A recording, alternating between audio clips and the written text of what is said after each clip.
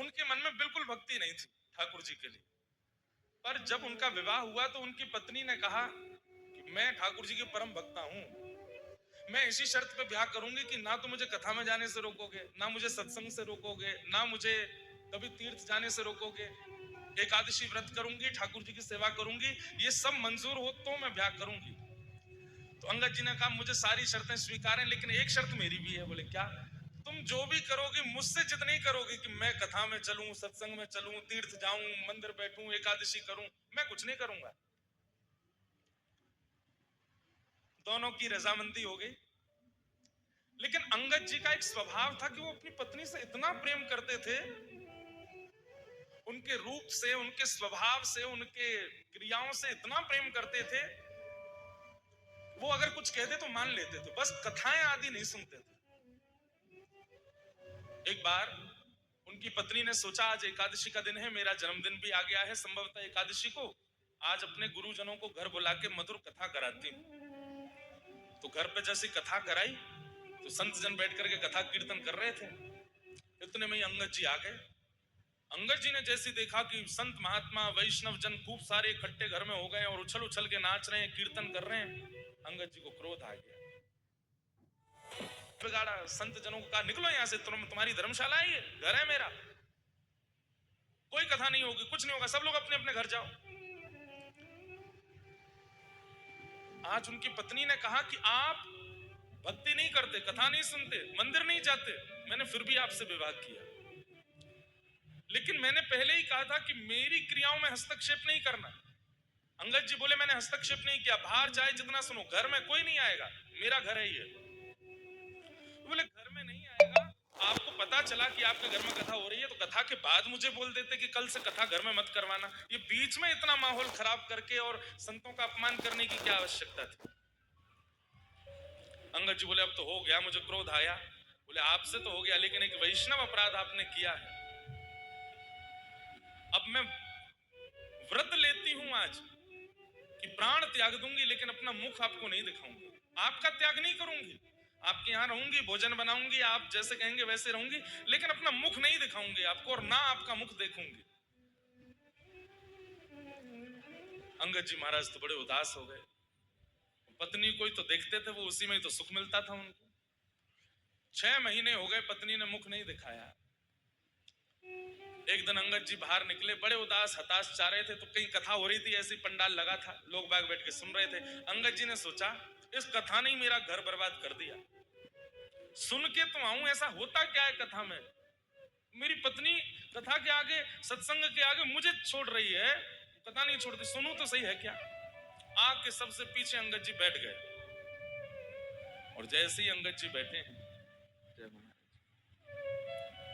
जय, बड़ी कृपा,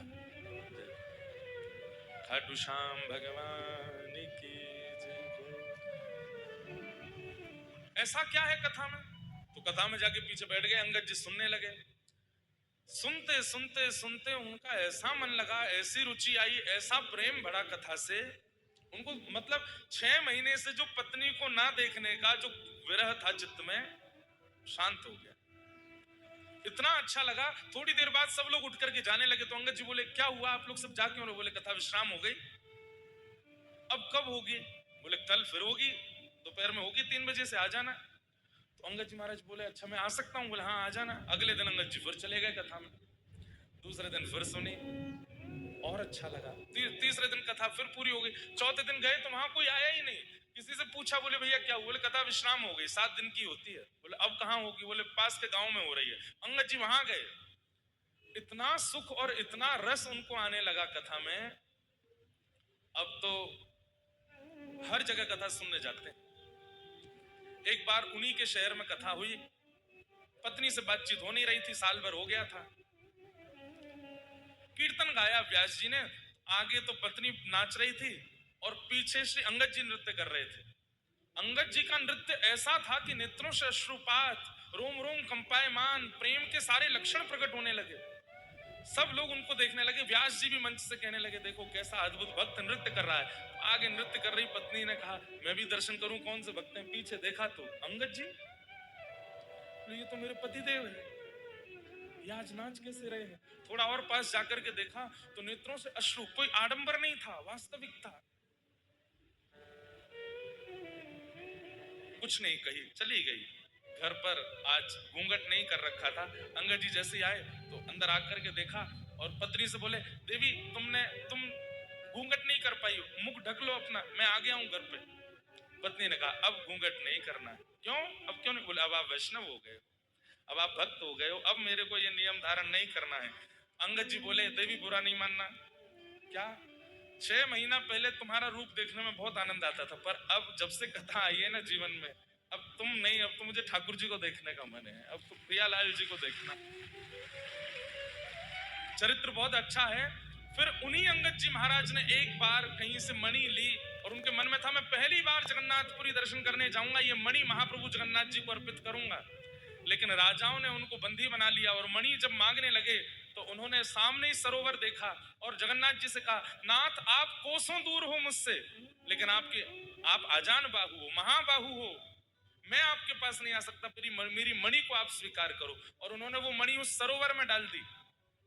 राजा ने पूरा सरोवर खलवा दिया लेकिन मणि नहीं मिली। अंगद जी से पूछा, कहां मणि है बता दे। बोले कि जिनके लिए थी उनके पास गई। बोले, अच्छा जगन्नाथपुरी में? बोले, हाँ, चलो लेके चलो इसको बंदी बना के, अगर जगन्नाथ जी के पास मणि नहीं मिली तो तेरा सर धड़ से अलग कर देंगे। हाथों में हथकड़ियां, पैरों में बेड़ियां बांध करके अंगद जी को जब जगन्नाथ मंदिर में लेकर के गए, कपाट खुलते ही देखा तो महाप्रभु जगन्नाथ जी ने उस मणि को अपने मस्तिष्क पर धारण कर रखा था। आज तक महाप्रभु जगन्नाथ जी उस मणि को धारण करते हैं। सोचिए। तो जिन बहन का ये प्रश्न आया कि पति हमारे विमुख हैं, क्या करें? अगर पति धर्म का निर्वहन करते हैं और कथा आदि से इतनी प्रीति नहीं है तो आप इतनी चिंता मत करो। आप भी इनकी पत्नी की तरह कोई नियम ऐसा बना लो कि पति, कुछ मत करना भैया, मैं कहीं पता चली मैं ही फंस गया, कुछ मत करो, ठाकुर जी चाहेंगे तो अपने आप भक्त हो जाएंगे। पता चली चंडीगढ़ में एक घर में विवाद करवा गए महाराज जी। कुछ मत करना, श्री जी से प्रार्थना करो, हे लाडली जी, जैसे मुझे आपने स्वीकार किया इनको भी स्वीकार करो। बंधुओं, आप क्या सोचते हैं कि आप